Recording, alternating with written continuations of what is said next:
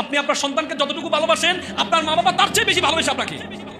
কারণ আপনার এখন ডাইভার আছে, আপনি ডাইভার ব্যবহার করে সারা রাত ধরে কোনো টেনশন মুক্ত, আপনার সারা রাত ধরে আপনার টেনশন মুক্ত। আপনার হিটার আছে, গরম পানি দিয়ে ঠান্ডার মধ্যে তাকে আপনি পরিষ্কার করাচ্ছেন, কিন্তু আপনার মা বাবার তখন হিটার ছিল না, ড্রাইভার ছিল না।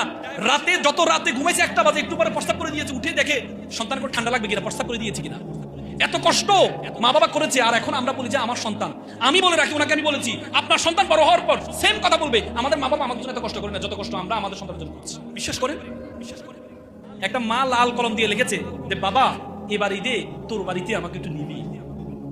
একটা মা যখন সন্তান প্রসব করে তার ব্যথার ইনটু 45, বলে যে 30টা হাড় একসাথে বাংলা যেমন ব্যথা পায় তার চেয়ে বেশি ব্যথা পায় মা। সে মাকে আমরা বৃদ্ধাশ্রমে রেখে আসছি। যে মা পৃথিবীতে মানুষের মতো অসহায় কোনো প্রাণী নেই। আপনি একটা গরুর বাচ্চা যখন প্রসব করে, গরুর বাছুর দেখবেন জন্মগ্রহণ করার সাথে সেটা দৌড় মারে, কারণ সে তার মায়ের উপর নির্ভর করতে হয় না। আর একটা সন্তান 2টা বছর তার মায়ের উপর নির্ভর করতে হয়, 2টা বছর। বলা হয় তাকে 2 বছর যেই পরিমাণ ঘুম ত্যাগ করে, প্রায় 6 মাসের ঘুম ত্যাগ করে মা। এই মা বাবার সন্তান থেকে বড় করে এই সন্তানরা। কয়েকদিন আগে একজন ব্যারিস্টার সুপ্রিম কোর্টে আমার কলিগ, উনি আমার বললো ভাই বিশ্বাস করেন আমরা উনি সন্তানকে এত আদর করছেন। আমি বললাম আপনার সন্তানকে আপনি এত আদর করেন, বাবার প্রতি কেমন কেন নেন? বা আমাদের সন্তানকে আমরা যত ভালোবাসি আমাদের বাবারা আমাদের এত বেশি ভালোবাসে না। যে ভাই ডাহা মিথ্যা কথা বলবেন না, ডাহা মিথ্যা কথা বলবেন না।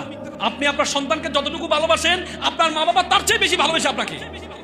কারণ আপনার এখন ডাইভার আছে, আপনি ডাইভার ব্যবহার করে সারা রাত ধরে কোনো টেনশন মুক্ত, আপনার সারা রাত ধরে আপনার টেনশন মুক্ত।